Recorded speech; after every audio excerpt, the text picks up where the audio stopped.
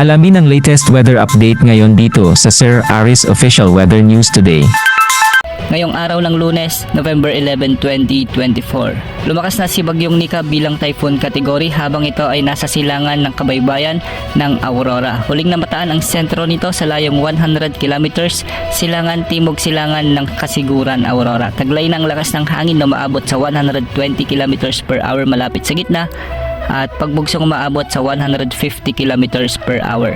Sa ngayon ito ay kumikilos ng kanluran, hilagang kanluran sa bilis na 20 kilometers per hour. Dahil nga dito, itinaas na ng Pag-asa ang tropical cyclone wind signal number 4 sa northernmost portion ng Aurora, ang central at southern portions ng Isabela, ang southeastern portion ng Abra, ang central at eastern portions ng Mountain Province, ang eastern portion ng Ifugao at ang western and southern portions ng Kalinga. Samantala nakataas na rin ang tropical cyclone wind signal number 3 sa northern portion ng Aurora, ang northeastern portion ng Nueva Vizcaya, ang northern portion ng Quirino, ang nalalabing bahagi ng Isabela, ang southwestern portion ng Cagayan, ang nalalabing bahagi ng Abra, ang southern portion ng Apayao, ang nalalabing bahagi ng Kalinga, ang nalalabing bahagi ng Mountain Province, signal number 3 din sa nalalabing bahagi ng Ifugao, ang northern portion ng Benguet, ang southern portion ng Ilocos Norte at ang buong Ilocos Sur. Samantala signal number 2 naman sa central portion ng Aurora, ang nalalabing bahagi ng Nueva Vizcaya,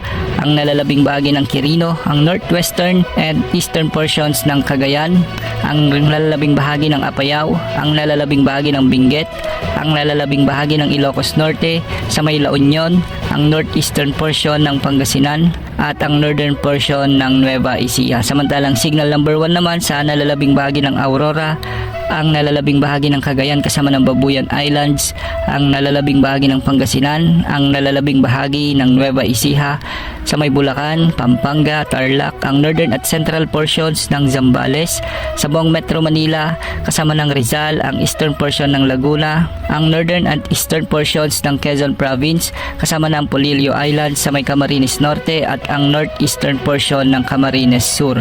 Ang mga lugar na nasa ilalim ng tropical cyclone wind signal number 4 ay pinaghahanda na natin dahil posible na ang malalakas na pagbugso ng hangin at malalakas na buhos ng ulan sa mga susunod na oras. Base sa latest forecast track na inilabas ng Pag-asa, posibleng maglandfall si Bagyong Nika ngayong umaga o di kaya naman ay mamayang hapon. Tatawirin ni Bagyong Nika ang mga kalupaan ng mainland Luzon at posibleng makalabas sa mga kalupaan ng Ilocos Sur ngayong gabi. Magpapatuloy ang pagkilos ni Bagyong Nika ng west-northwest habang ito ay nasa West Philippine Sea at posibleng makalabas ng ating area of responsibility bukas ng umaga o di kaya naman ay hapon. Ayon sa Pag-asa, posible pang lumakas si Bagyong Nika bago ito maglandfall sa bahagi ng Isabela o di kaya naman sa Aurora. Hihina naman ito ng bahagya habang tinatawid ang mga kabundukan at kalupaan na sakop ng mainland Luzon, ngunit magkakaroon ulit ito ng intensification pag nakarating na ito sa may West Philippine Sea. At para naman sa mga pag-ulan na dadalhin ni Bagyong Nika, posibleng makaranas ng intense to torrential rains o katumbas ng mahigit 200 mm na pag-ulan ngayong araw ang mga lalawigan ng Cagayan kasama ng Babuyan Islands sa may Apayao, Kalinga, Mountain Province, Ifugao, Isabela, Quirino, Nueva Vizcaya at Aurora. Pinag-iingat natin ang mga kababayan natin yan dahil ito yung mga lugar na pinakamalapit ang sentro ng bagyo at ito yung mga lugar na mas makakaramdam ng mga malalakas na pagbugso ng hangin at pagbuhos ng ulan. Posible ang mga pagbaha at pagguho ng lupa sa mga lugar na ito. Posible namang makaranas ngayong araw ng heavy to intense o katumbas ng 100 to 200 mm na pag-ulan sa bahagi ng Ilocos Norte, Abra, Ilocos Sur, La Union at Benguet. Samantalang moderate to heavy naman o 50 to 100 mm na pag-ulan ang mararanasan sa Tarlac, Pangasinan, Nueva Ecija, Quezon Province, Camarines Norte at Camarines Sur. Ito ay direktang epekto pa rin ni Bagyong Nika sa mga lugar na ito. Samantala isang panibagong bagyo ang minomonitor ulit ng Pag-asa na posibleng pumasok sa ating area of responsibility bukas ng hapon o gabi. Papangalanan ito ng Pag-asa bilang Bagyong Ophel. Sa ngayon ay may lakas itong umaabot sa 45 km per hour malapit sa gitna at pagbugsong umaabot sa 55 km per hour. Huli itong namataan ng Pag-asa sa layong 1,620 km silangan ng Eastern Visayas. Kung makikita natin sa forecast nito ay mabilis din ang pagkilos ng west-northwest sa bilis na 35 km per hour.